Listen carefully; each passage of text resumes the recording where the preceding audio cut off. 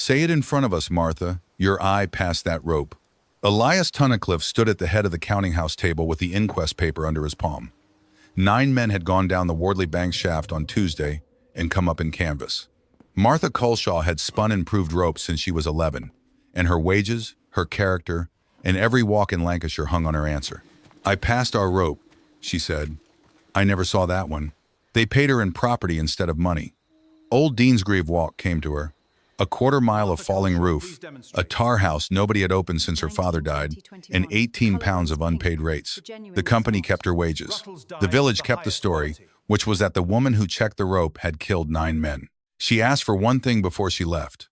The parted end lay on the table, and Tunnicliffe laughed and told her to take it.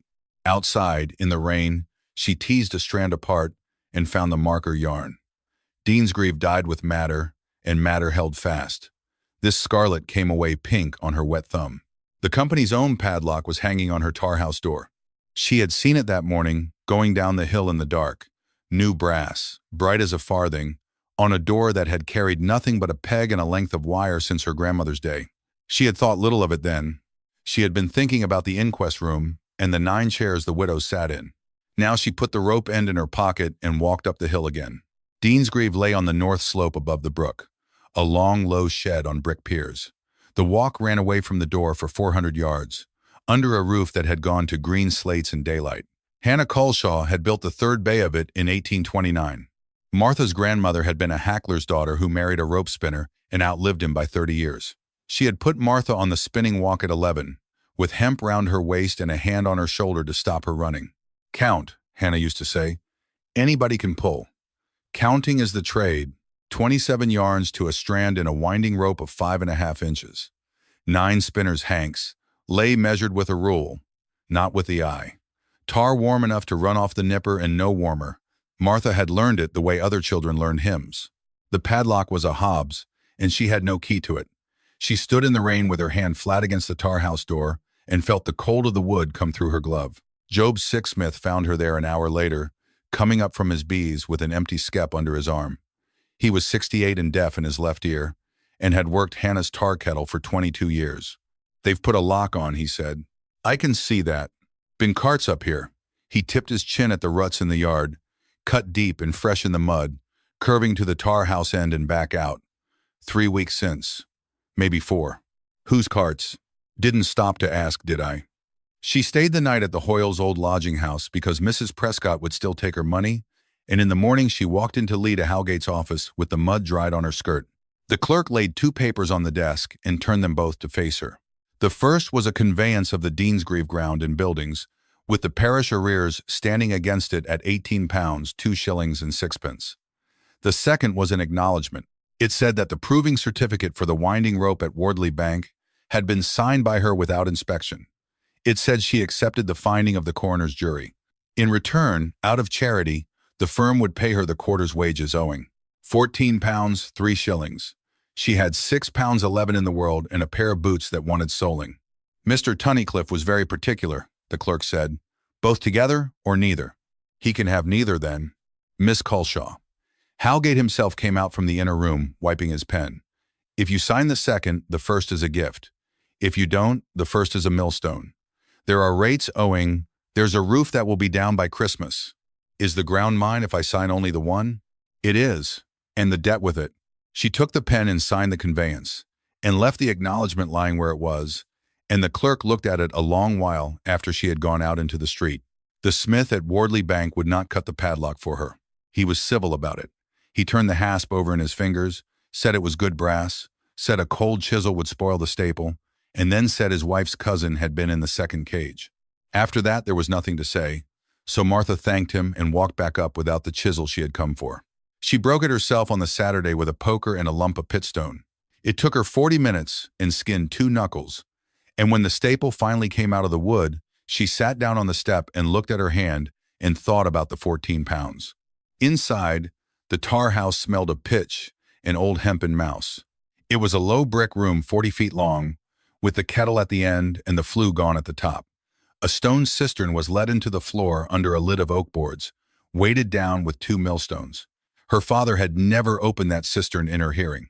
Along the north side ran the rack where cordage was stored out of the wet, and the rack was empty except for the far bay. Somebody had been in. There was straw trodden into the floor, and a crate broken up for kindling, and a place by the door where a barrel had stood long enough to leave a wet ring. The ruts in the yard came to this door in turn. Whatever had come up, something had gone back down. She spent 3 days finding out what she owned.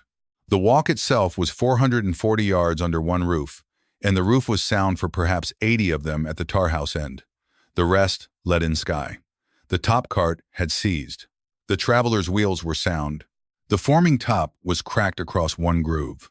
The hemp loft over the tar house held 11 bales of Riga line, dry and gray with dust, and better than anything Tunnicliffe had bought since the war scare. The village made its position clear by Monday. Blackwell's, the chandler in Bank Street, would not open an account. The carter Pilkington would come up for cash and not for credit. On the Tuesday, coming down for salt, she met Ada Hoyle outside the chapel with a basket on her arm, and Ada put the basket down in the road so that her hands were free. "You've a nerve, walking about. Mrs. Hoyle, Robert went down that shaft on your paper." Ada's voice did not rise. "That was the worst of it. 13 year I had him. There's 4 of them at home and 1 at the breast, and you've a walk and a roof and your neck." "I never saw the rope," Martha said. "Then you shouldn't have signed for it." There was no answer to that, because it was true, and Martha had been saying it to herself every night since the 12th of March. She had signed the certificate on the firm's word. She had been in the counting house with the book in front of her and the rope 4 miles off at the pit.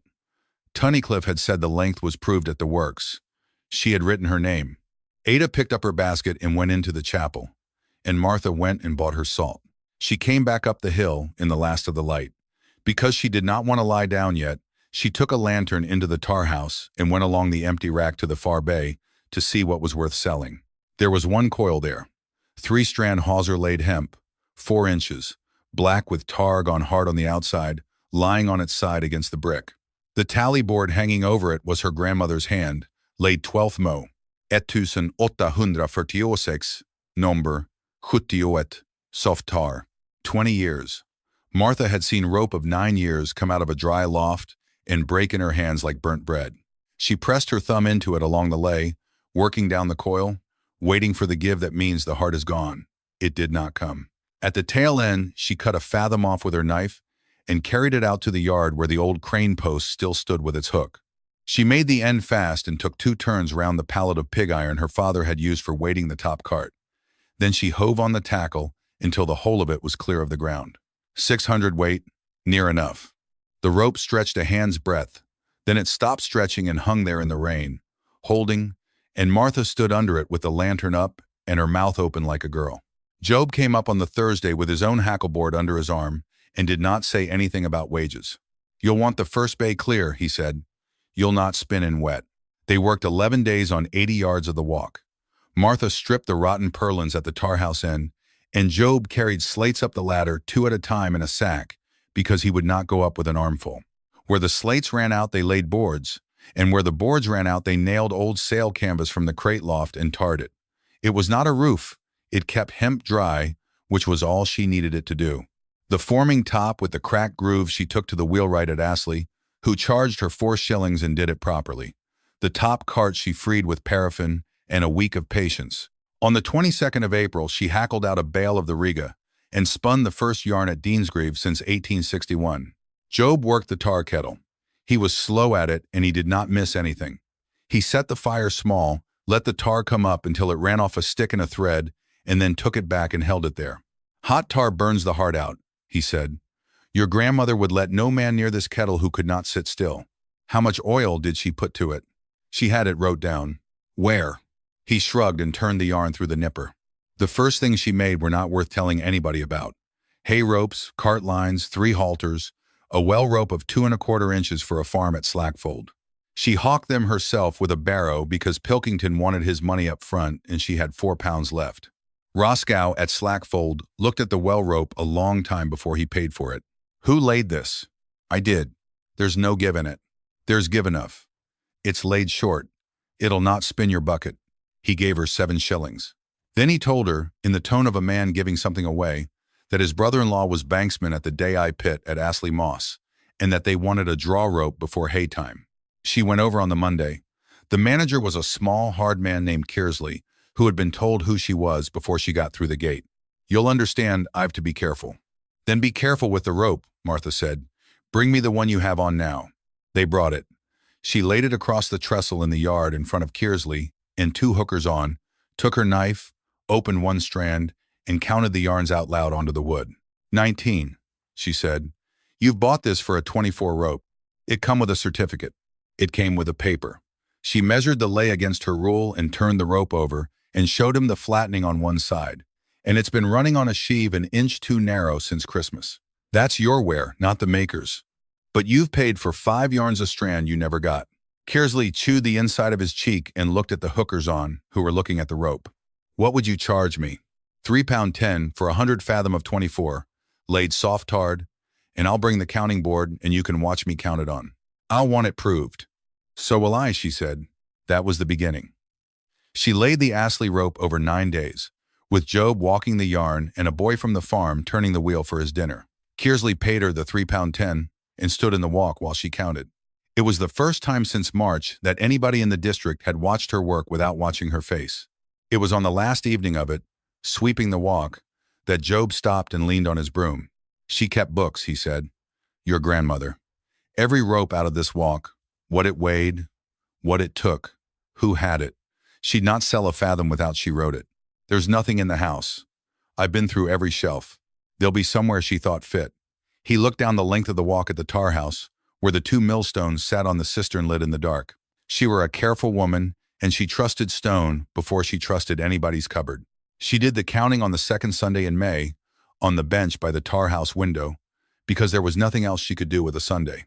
The fragment from the counting house table was 11 inches of parted rope with the strands sprung and gone brown at the break. She cut the seizing off it, opened the 3 strands, and laid them out flat with a nail through each end to stop them running back.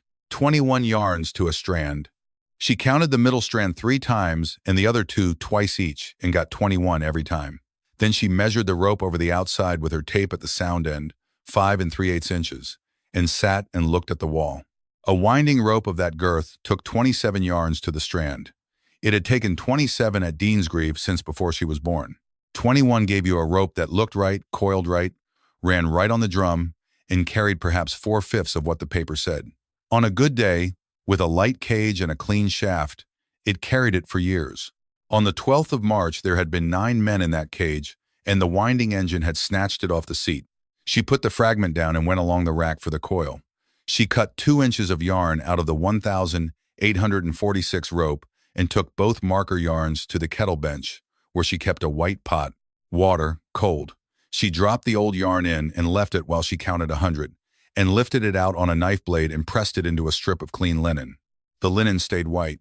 She rinsed the pot and did the same with the yarn from the fragment. The water went the color of weak tea before she had counted 40. When she pressed that yarn into the linen, it left a stain like a thumbprint, pink at the edges, and no amount of rubbing took it out of the cloth. Madder on alum sat down into the fiber and stopped there. Whatever this was, it sat on top and came off in the first shower it met. Any woman who had washed a cheap dress knew the difference. So the rope that killed 9 men had been marked to look like Deansgreave rope by somebody who did not know how Deansgreave died. She got that far and then took the wrong turning, and it cost her a fortnight.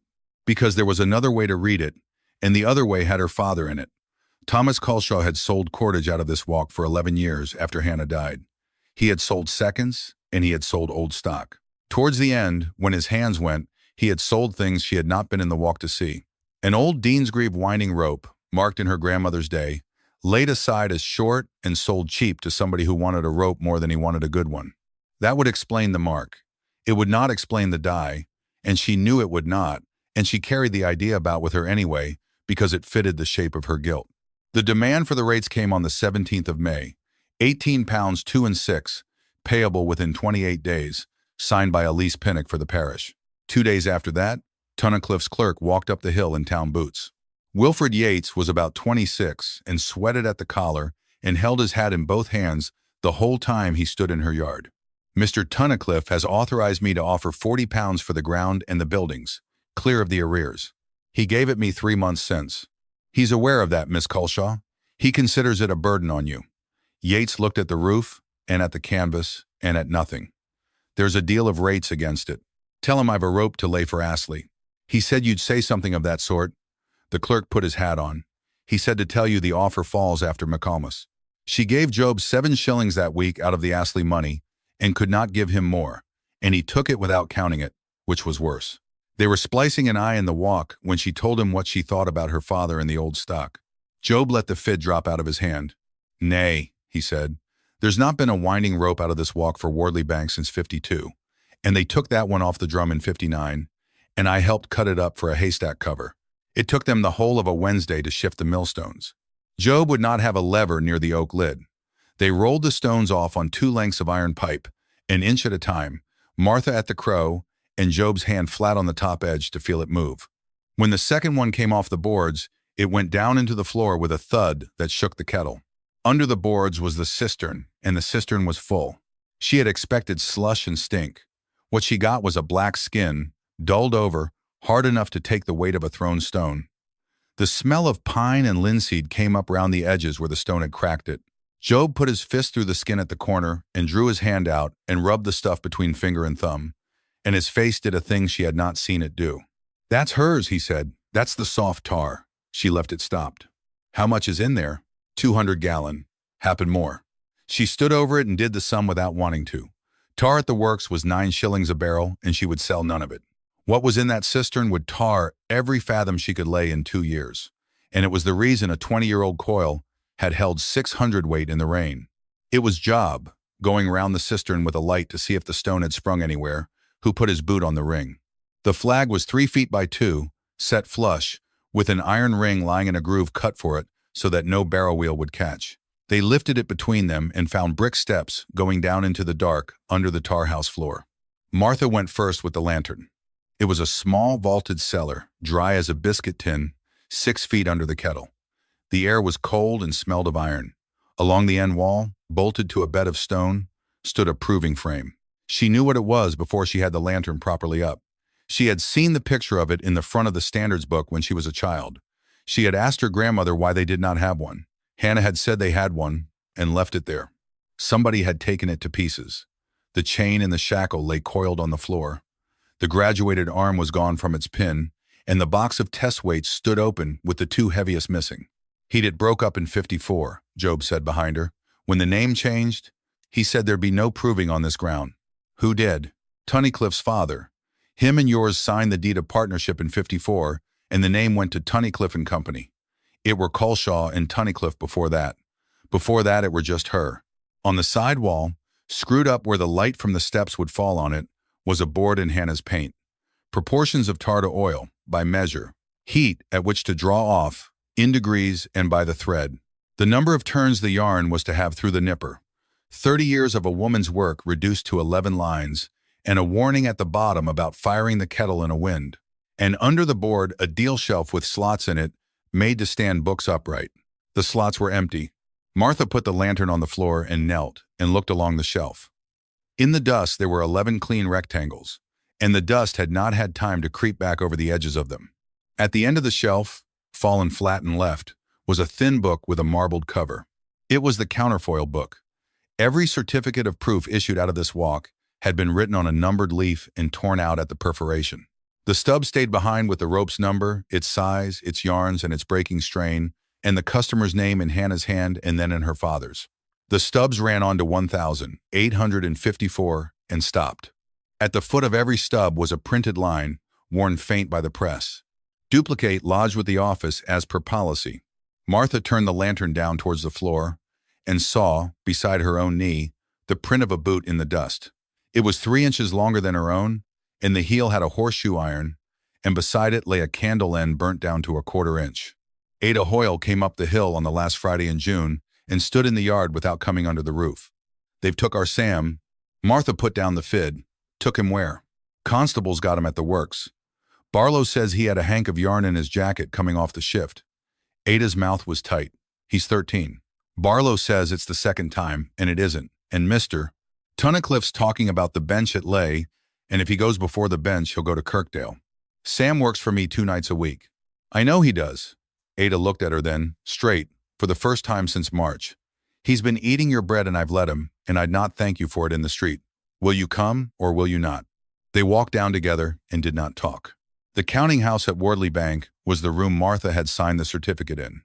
Sam sat on a chair by the door with his cap in his fists and his boots not reaching the floor. Barlow, the spinning room foreman, stood by the window with a hank of yarn on the sill beside him. The constable was drinking tea. Elias Tunnicliffe sat at the head of the table where he had sat in March. "This is a works matter," he said.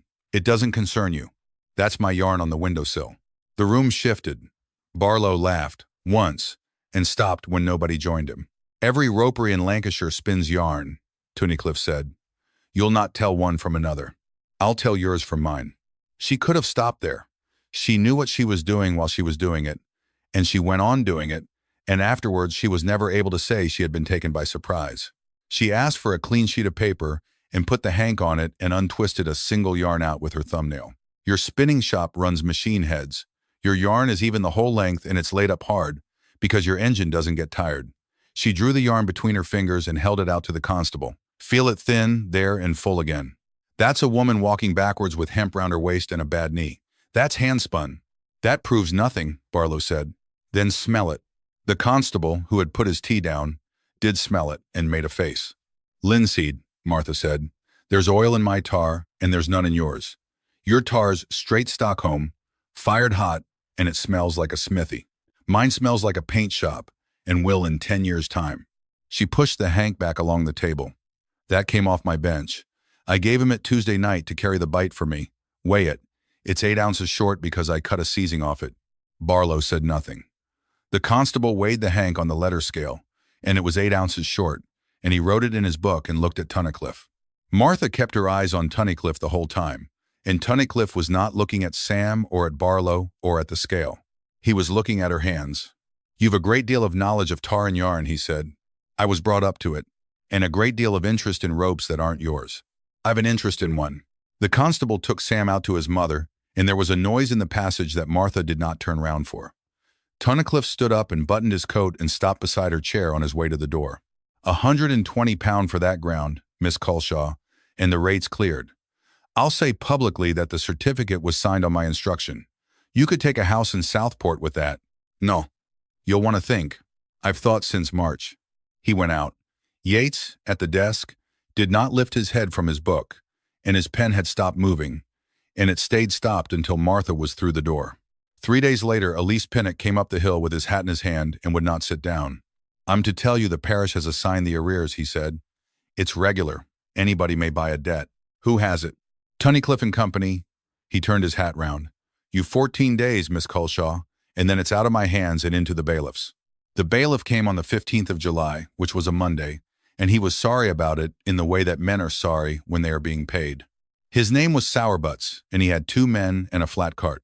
He read the warrant out at the yard gate in a voice that carried down to the brook. Then he walked into the tar house and put his hand on the first bale of Riga hemp. 11 bales, he said to his man. 2 hackle boards, 1 tackle and fall. The pig iron, the rope on the walk. "The rope on the walk is sold," Martha said. "It's 100 fathom for Kearsley at Astley Moss, and he's paid £1 of it down. Then Mr. Kearsley may prove his interest before the justices." They took 9 days of her work off the walk in 40 minutes, coiling it wrong, dragging it through the mud at the door because none of them had ever carried rope. She stood and watched because the alternative was to put her hands on somebody and lose the ground as well. Sourbuts put his thumb into the old coil in the far bay, said it was perished, and left it. He left her the kettle, which was built into brick, and the top cart, which had a wheel off, and the empty loft. He wrote her a receipt. Goods to the value of £9 14 shillings, against arrears of £18 2 and 6. When the cart had gone, she picked the mud out of the ruts, because there was nothing else to do with her hands. 9 days of spinning, and £4 of hemp bought on credit from a factor who would want paying in September. "There'll be a second attendance," he said, at the gate. For the balance, Job would not go home that night. He had a bad chest and a worse bed.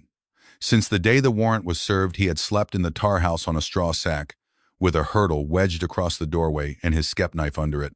Martha had told him twice to go down to his sister's, and he had listened both times and stayed. She woke in the house at the top of the hill, a little after 2 by the moon, and what woke her was the dog at Slackfold. She was halfway down the slope with the poker before she heard the cart on the low road, going away, no lamp on it, the horse held to a walk on the metalling. The hurdle was in the yard, broken across. Job was sitting on the third step down into the cellar with his back against the brick and both hands over his left ear. The lantern had gone out. When she got it lit again, there was blood on his collar and on the step under him, and a lump above the ear the size of a hen's egg. He swore at her twice for making a fuss, and then let her hold the cloth on it. "Two of them," he said. "One come through the window end. I got hold of his coat. Did you see him?" "I saw the flag lifted. They never hunted for it, lass. They went to it like men going to their own back door." The cellar had been cleared out. The counterfoil book was gone off the shelf. The 11 inches of parted rope from the counting house table, which she had kept wrapped in oiled paper in the weight box, was gone with it. The board with her grandmother's writing had been unscrewed from the wall, and they had taken the board and left the 4 screws standing in the brick, with their heads bright where the screwdriver had slipped. Upstairs, the oak lid was heaved off the cistern, and somebody had chopped a hole through the tar skin with an axe, 3 feet across, and left the axe. They had been looking to see whether anything was sunk in it. Rain came in through the hole in the roof at the far end and ran down the walk in the dark. Martha sat on the cellar steps beside Job, with the cloth going warm under her hand, and made herself count what was left. The hemp was gone. The tools were gone. The tar was open to the air and would skin over again in a week and would not be worth what it had been. The books had been gone since spring. The fragment was gone tonight. The one witness she had was 68 and bleeding. What she had was a number, 21, which she could say aloud and nobody had to believe. Job took the cloth off his ear and looked at the blood on it. "You'll want to get the constable up." The constable was drinking tea in his counting house a fortnight since. "Aye." Job put the cloth back. "Then you'll want Summit better than a constable." The printed line on the counterfoil stub had been in her head for 2 months. "Duplicate lodged with the office as per policy." It was Job who put a name to it, sitting in the sun with his ear strapped up, watching her fail to mend the top cart. "Manchester," he said. There was a man came up twice a year from an office in Manchester, and she'd have the books out on this bench for him. Assurance. They'd not cover a pit's winding gear without they had the maker's paper for the rope. Which office? There'd be a paper from them in her deed box, and the deeds went to Howgate's. Howgate charged her a shilling to look and found it in 11 minutes. A memorandum on the office's own paper, dated 1849, addressed to Mrs. H. Culshaw at the Deansgreave Walk. The Lancashire Mutual Assurance Office, Cross Street, Manchester. It thanked her for her letter and set out the condition the office had endorsed on its policy upon the winding gear of the Wardley Bank colliery. Every winding rope was to be hand-laid hemp, 27 yarns to the strand, marked with 1 scarlet yarn in each strand, and proved before use.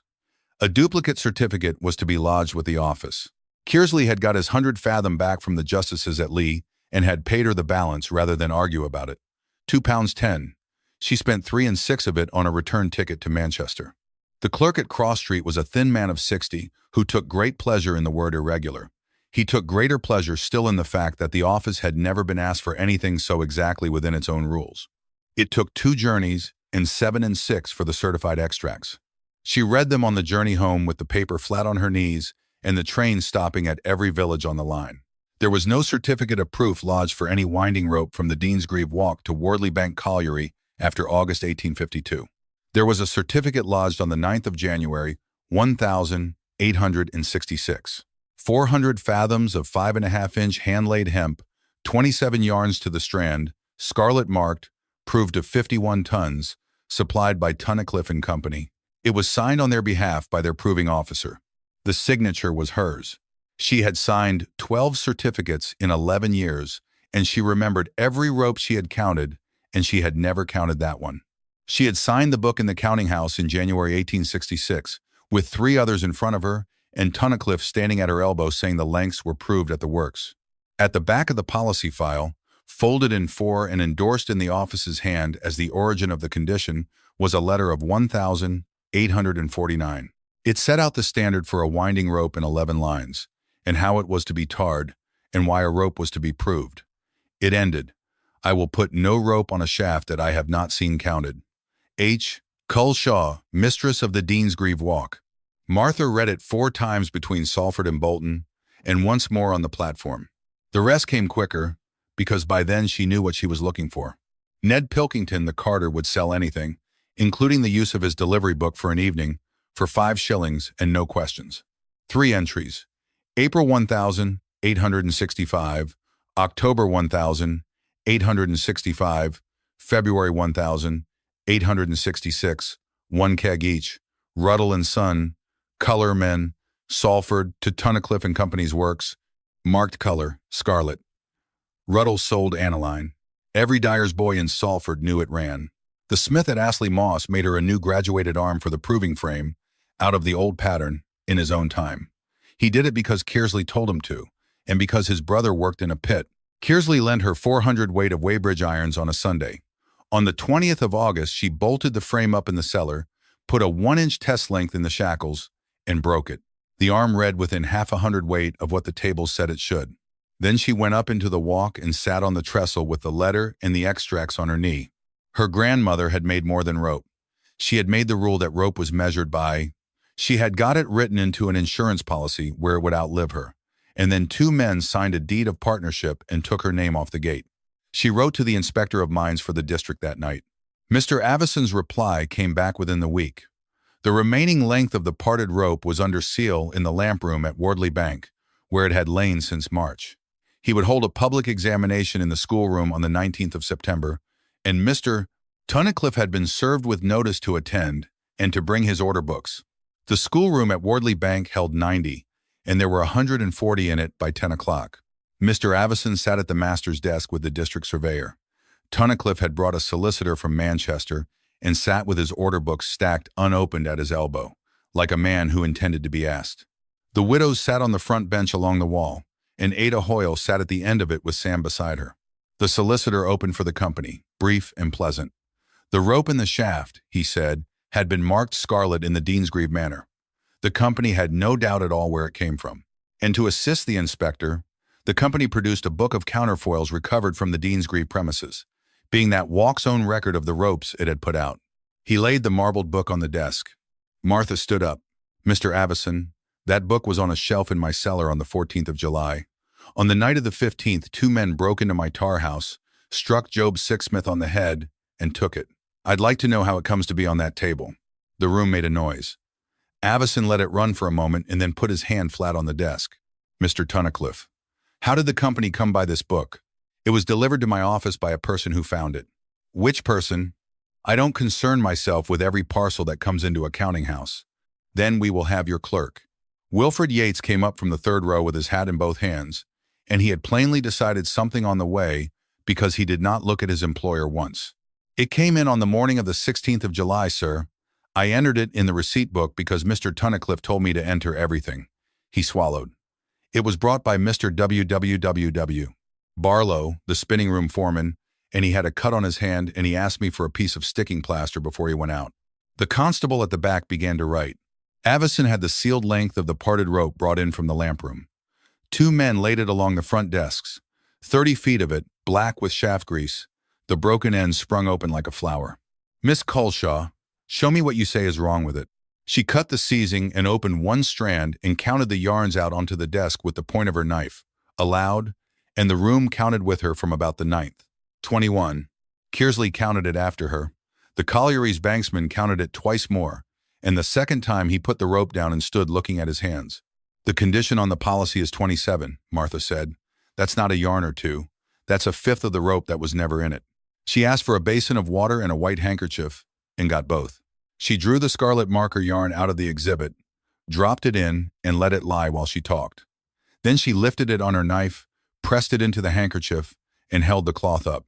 There was a pink stain the length of her finger. Out of her pocket came a 2-inch scrap of the 1,846 yarn. Same water, same cloth. The linen came away white. Matter on alum, she said. That's what my grandmother's scarlet was, and it does not run. This is a bought color out of Salford, and it ran the first winter that rope was wet. She put Pilkington's delivery book on the desk with the 3 entries marked. Ruddle and Son, color men. 3 kegs to Tunnicliffe's works, 65 and 66. Tunnicliffe leaned forward. Ruddle's scarlet is as good a color as any matter in Lancashire. It went very quiet. You'd know, sir, Martha said. I only know it runs. His solicitor put a hand on his sleeve. Far too late. She gave Avison the certified extracts from Cross Street then, and he read them a long time without saying anything. No Deansgreave winding rope lodged since 1852. A certificate of January 1866 for a 27-yarn rope, signed by her for a rope she had never seen. Avison turned to the order books and asked for the entry of January 1866. The solicitor asked for an adjournment and was refused, and Yates found the page himself and read it out. 400 fathoms, 5.5-inch hemp, 21 yarn, mark, scarlet. Avison closed his book. I shall report that the certificate of the 9th of January was false to the knowledge of the company that issued it, he said. Miss Culshaw's name is on it and she never saw the rope. That goes in as well. The constable took Barlow's name at the door. Ada Hoyle crossed the room and put her hand on Martha's arm and said nothing at all.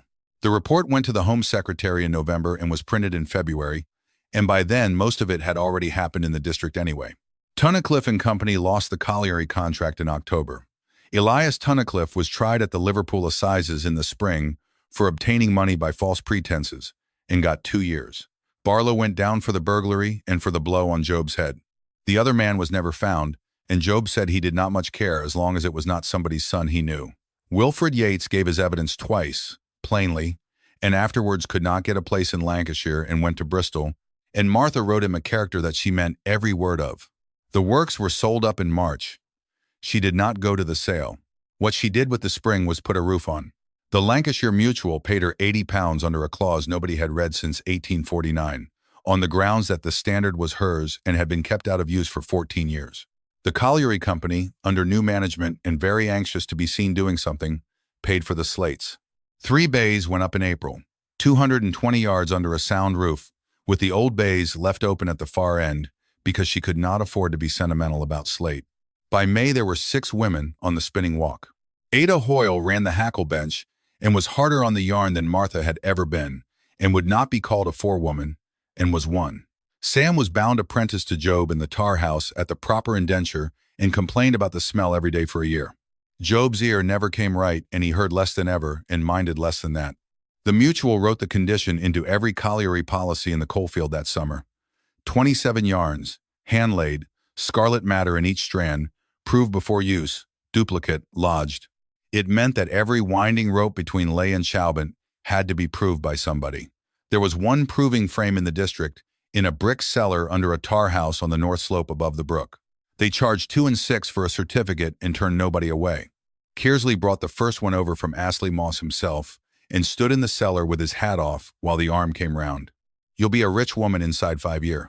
I'll be a busy one. Same thing, near enough. It isn't, Martha said, and put the weights back in the box. The bench by the gate was Job's idea, and she had thought it foolish for about a week. It was a plain deal counter under a shelf of the old roof, with a book on it on a chain. Into that book went every rope proved at Deansgreave, the date, the size, the yarns counted, the strain it took. The man who fetched it was written down as well, and the pit it was bound for. Anybody could stop at that gate and read it. Colliers did on their way down, more often than she had expected, and sometimes they came in and asked her to count a strand out for them where they could see it. She counted it out every time. She never once said that she was busy. There was still a stone missing over the gate.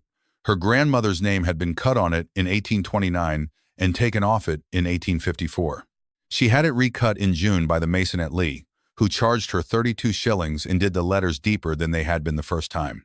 Deansgreave Walk, H. Culshaw, Mistress. Her own name did not go on it. She had thought about it, and it had not seemed to be a thing she wanted. The smith at Wardley Bank never came up the hill. He nodded to her in Bank Street after the assizes, and she nodded back, and that was as far as either of them was ever going to take it. She found she could live with a village that had not entirely forgiven her for having been right. On the last Saturday in June, she put the day's entries in the book and hung the pen back on its string. Then she walked up the length of the covered walk, with the light coming through the new slates in a straight line. The 1,846 coil was on the rack in the far bay where it had always been, with Hannah's tally board hanging over it. She had never cut another fathom off it. It stayed there for comparison, and when a man came in doubting what soft tar did to hemp over 20 years, she took his hand and put it on the rope and let him find out for himself. Job had the kettle going.